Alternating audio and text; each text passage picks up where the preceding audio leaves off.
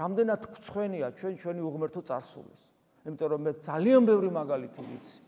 როდესაც ადამიანს არ ცხვენია თავისი უღმერთო წარსულის. პირიქით, რაღაც მომენტი რომ ჩაუვარდება, ძალიან ისე იხსენებს კიდევაც. აი ესე იყო, ისე იყო.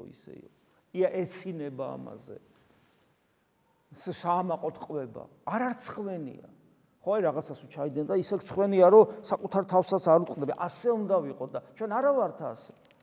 პავლე დარწმუნებულია, ჩვენ გვენდობა, პავლე გვეუბნება, თქვენ ხო ეხლა ცხვენია თქვენი უღმერთო წარსულის. ცხვენია რომ. და მე გვეუბნება რომ ეს სიცხილი აუცილებელია. რატო? იმიტომ რომ აი ამ მდგომარეობის რაც მაშინ ჰქონდათ, მისი დასასრული არის სიკვდილი და სიკვდილი არა უბრალოდ ხორციელი. ამაზე გუშინაც გესაუბრეთ. ჩვენ მარტო ხორციელ სიკვდილს ხო არ უწოდებთ სიკვდილს. სიკვდილი სულიერი, ანუ ღმერთის დაკარგვა.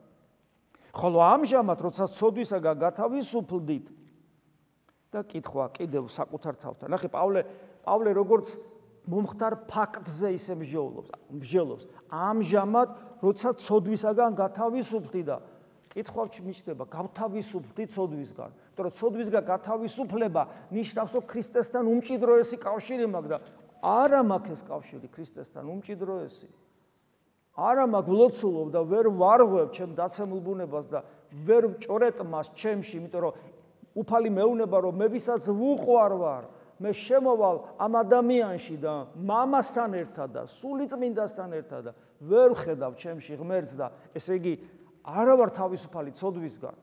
ამიტომაც არის, რომ ეკლესიური კი ვარ და შეიძლება აი ღდელიც ვარ, მაგრამ რაღაც ექსტრემალურ სიტუაციებში არ ვავლენ თავს როგორც ქრისტიანი, არამედ როგორც არაქრისტიანი ისევ მოქმედებ, ისევ მეტყველებ, ისევ ვიყურები, ისეთი განცდა მაქვს. ვერ ვიმორჩილებ ჩემს ეგოიზმს, ჩემს ანგარებას, ჩემს ბრისხანებას, დეპრესიაში ვარდები, მოწყენილობაში, წმენა მეკარგება, ეჭვი მიპყრობს, რამდენი რამე აქვს ადამიანს და სადღარ შენში ღმერთი თუ ასე რატო გემართება?